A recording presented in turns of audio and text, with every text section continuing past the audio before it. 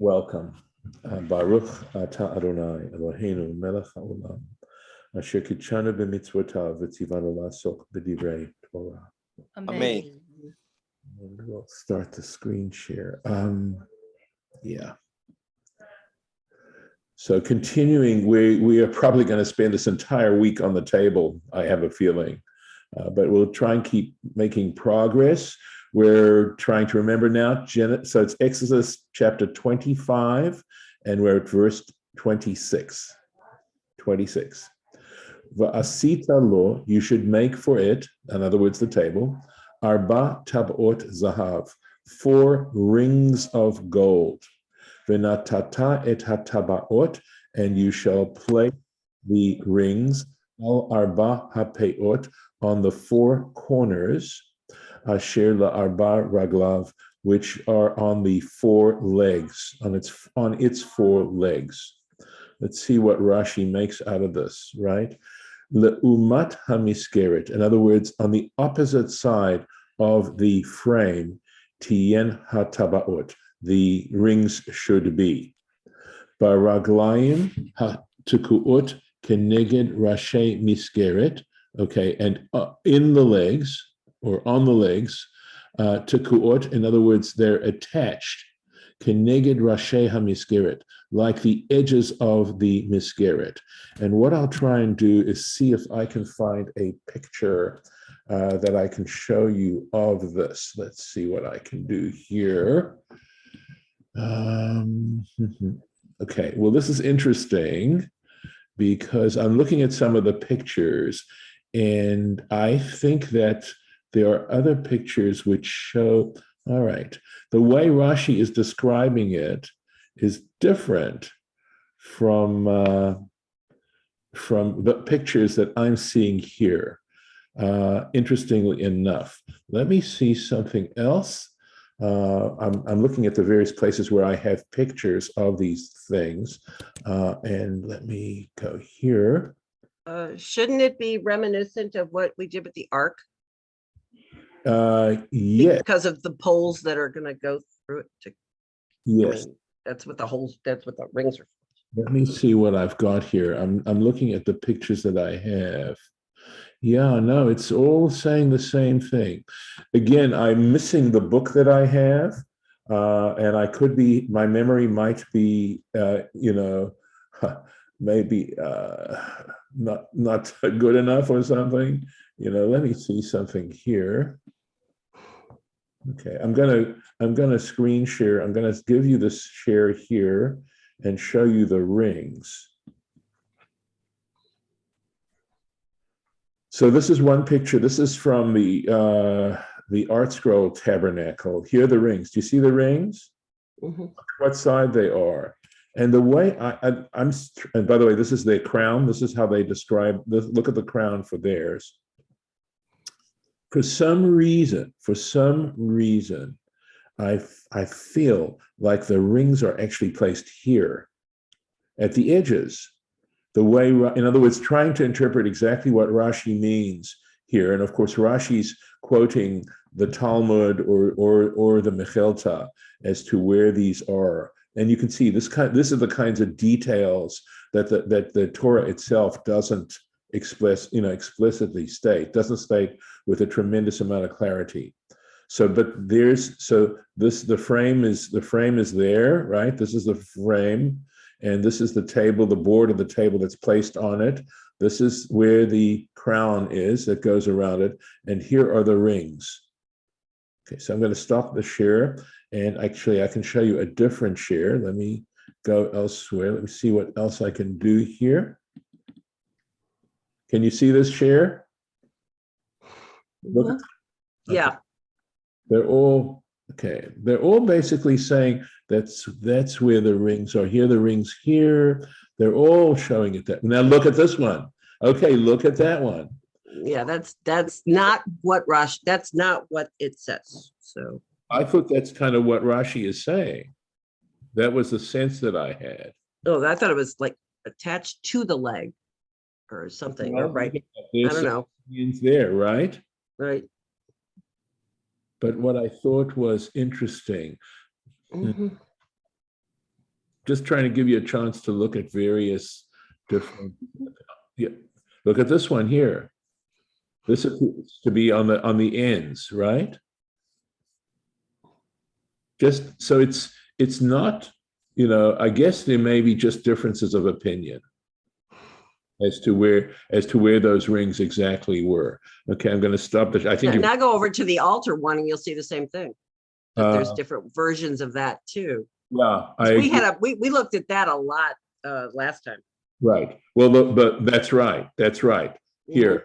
So actually, the book that I have would have the rings for the altar on this side here. Yeah, I thought there was a picture of it too that I saw, but let me see.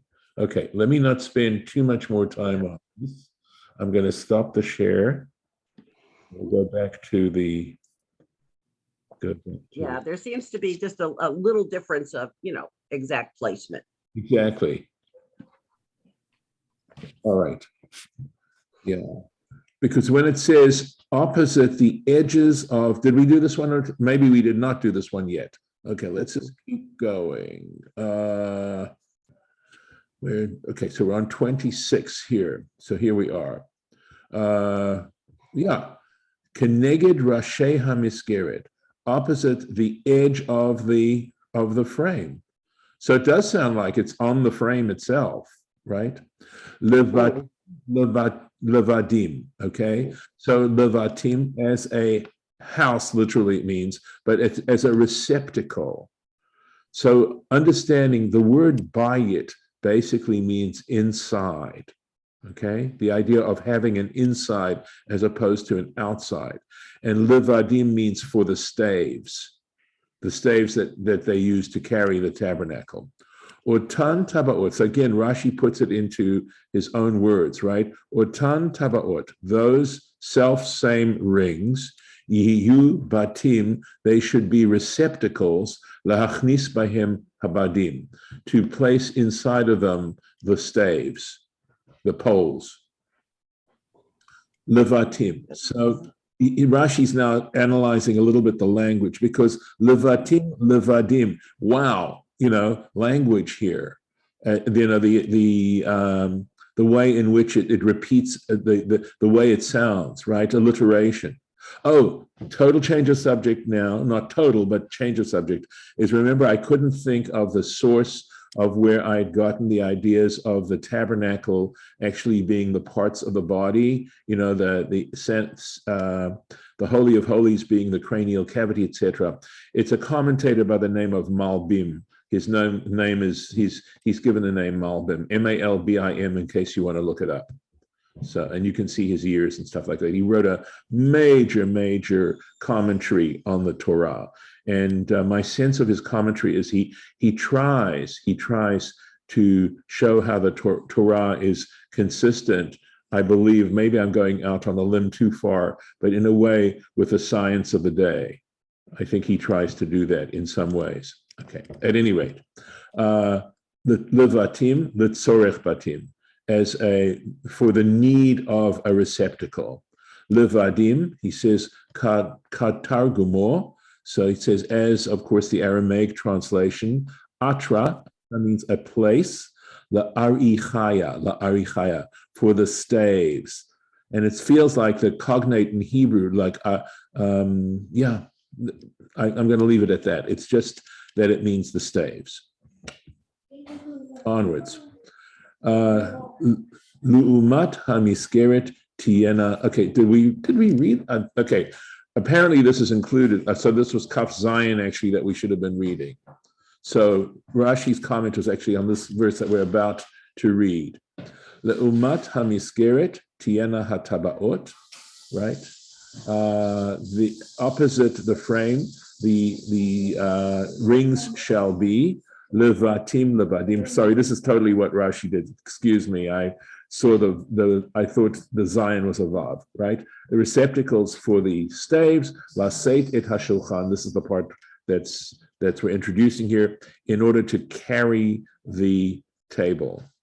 The whole idea, by the way, of the portability of this sanctuary is actually a fascinating thing to think about, right? Because Solomon's temple was permanent, and the idea of there being a permanent location for this point where heaven and earth meet. That's basically what the temple was. It represented a place where heaven and earth met, and yet here, in a way, because God was, we could say, right, if it were possible to say that God so wanted this to happen that that God was willing to forego the idea of a permanent location and be carried around with the Israelites.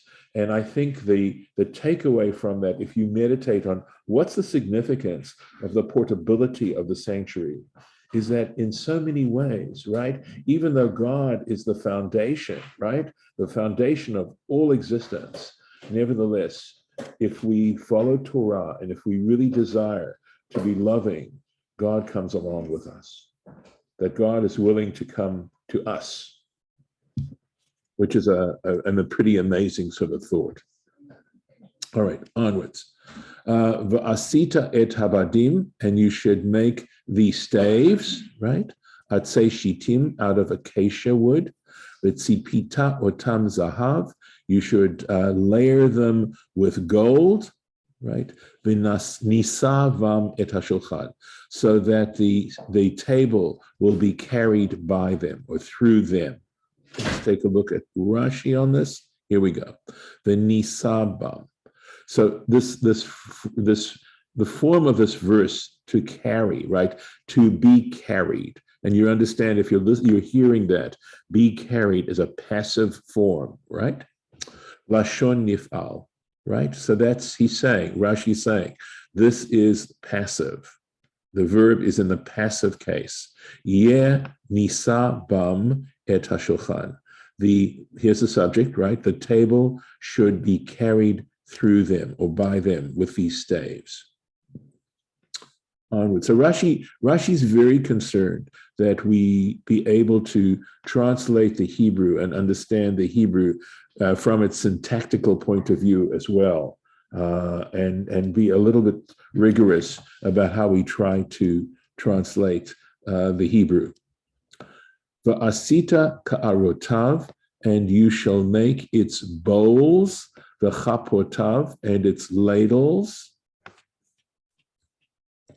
the kas uksotav, and I had to, as you can see, you can tell from my translation here that I needed to look it up carefully to see what it was. And the way, in looking at Jastrow and also the Aramaic translation here, it means marked measuring jars, right? Like forgive me, I'm going to drop a name, like the Pyrex measuring cup that we use, right? Umenakiotav. Now, the translation in Safaria, I believe, is its jugs. But I have to tell you, I feel like lenakot, right? Lenakot means to clear, to clean. So I'm wondering if this was something which they used to clean the table. But the reason why you don't go that way possibly is because it says asher yusach bahem, by means of which you should pour libations. Right, that somehow, I guess they're pouring something on the bread, possibly olive oil or something like that. Zahav ta'or tasem otam, you should make them out of pure gold. So let's go back. So should I tell you how Chabad translates it? Absolutely, go for it. It says you shall make its forms, its spoons, its half pipes, and its supports with which it will be covered. So that's that, right. So right. So usually nesech, right, is understood as a libation. But what Chabad is referencing is Rashi. And I can go back. Let me see if I can find the picture for you. I'm going to go back to the screen share, and I showed you yesterday in one of the pictures. Let me see if I can find it again. May have to hold on one second while I do this. Okay. Okay. I think this will show it. Let me see. No, I may have to. I thought there might be a picture of it. Again, the book is so useful in this regard, and you have to forgive me. Okay, so I'm going to look carefully and see if I can find a good diagram of this for you. Oh dear. Let's see if this one, I don't know if this, we have to look at the table at an angle is what happens in order to, okay. But there was a picture that I remember showing you yesterday that if you looked carefully, you could see what they were talking about. I'm looking for it, forgive me, while I'm taking up your time doing this. Sorry. There are lots of pictures of tables, but not a lot of them have, none of these things have what I'm looking for to show you. And I don't know exactly where I saw it yesterday when I showed you. This might be okay. Sorry, there are tons and tons of pictures. See, I'm trying elsewhere here. Okay. I may just have to sort of walk you through this as best as I can. All right, let me try this. It's not going to do exactly what I would like, but I'll do the best I can. Hold on a second. Okay.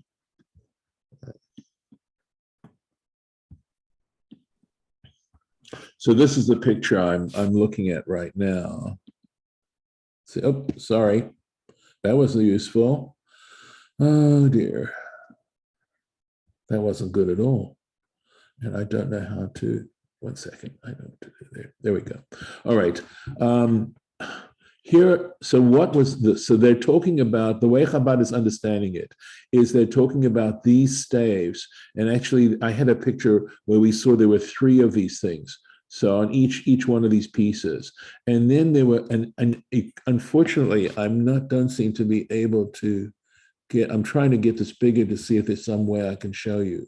But under each one of these pans, there were like two pipes that went to each other. Now, if you can imagine that there were 3 of these things. So I think there were notches in these on the other side. And in those notches, they'd insert these canes. And the canes were there to support the gold plates on which the bread was placed.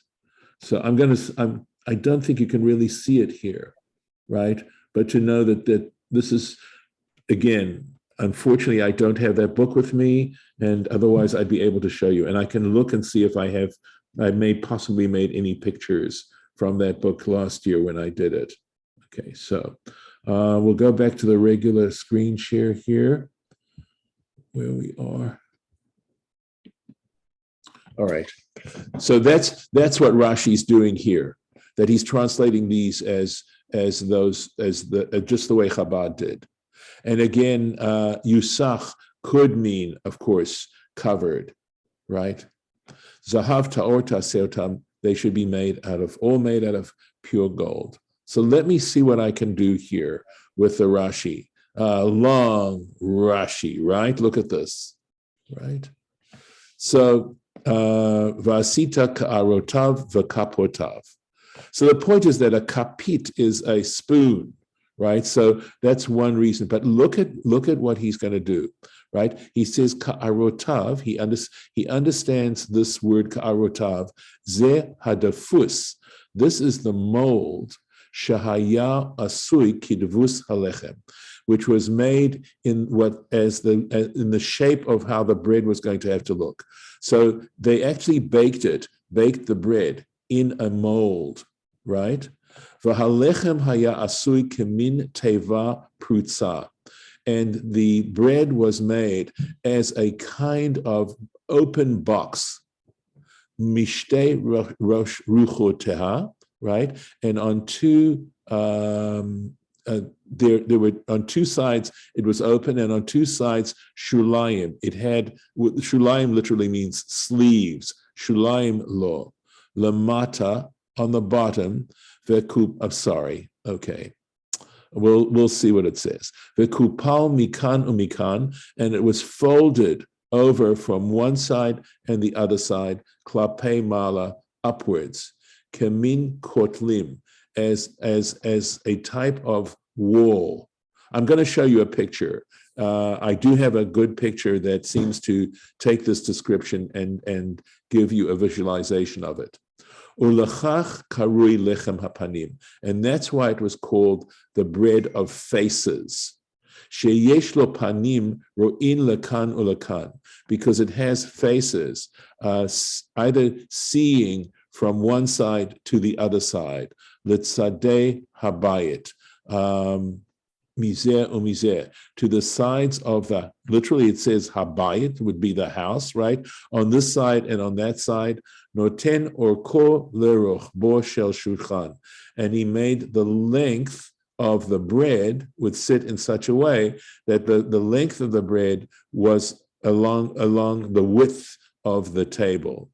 Uketalav, and its walls, zakufim keneged sfat hashulchan, and its walls would be upright, opposite the edge of the table. V'haya asui loy dafus zahav. So in order to make this bread, it had a mold that was made out of gold, udavus barzel, and a mold made out of iron. And I'm assuming, of course, that the iron mold was the one that they put in the oven when they were baking the bread. And he says it, that's what he says right ahead. He says, Beshel Bazel hu ne'efa. He says, in the iron mold, it was baked. Ukeshemotzi min hatanur, and when he takes the bread out of the oven, netano b'shel zahav, he placed it in the mold that was gold. Ad lemachar b'shabbat, and it would stay on that table a whole week until after Shabbat. Misadru al hashulchan, and at that point they would arrange it on the table. The otor defus karui ka'ara. And after saying all of that, he says, the name of that mold is called a ka'ara. Let me now go back and see if I can show you a really nice picture of that. One second. Hey, do we ever cover, and I don't think we do, who the bakers were and where was this oven? I'm assuming that it was, I'm just assuming that it was the priests, okay? I'm just assuming that. Yeah, I mean, that would make sense. Or the Levites or somebody, but there's no oven on the altar. No oven up there, It's like, well, so it's being done off campus, so to speak. See this? Look at this, such a great illustration of what Rashi is saying, right? It's a box that's open, and here are the sides that go up, and this is the way they're describing it here, that they're facing each other and looking at each other. The bread of faces. And remember how he said it was placed? By the way, I do like this picture because this shows you 3 and 3 poles. Okay, and here if you look very carefully, see if I can enlarge this. I don't know if I can. Nothing's happening right now as I'm trying to, but all right. But you can see that over here, if you look very carefully, you may be able to see the notch there. Okay. So what Rashi is saying, although this is not like Rashi, in the sense that Rashi is saying that there was actually a mold of gold that was basically this shape outside the bread. Here they have the bread directly on the altar, but Rashi is telling us, and again, the picture that's in the other talking about shows you those things. Incidentally, in the other book, this little part here, this part here is not shown. Basically, the way the configuration of the bread, according to that opinion, is that they go up, that the sides go up at an angle.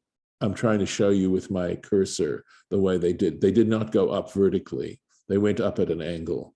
and then they'd simply lay. So the faces were simply the fact that the bread went up on two sides like that.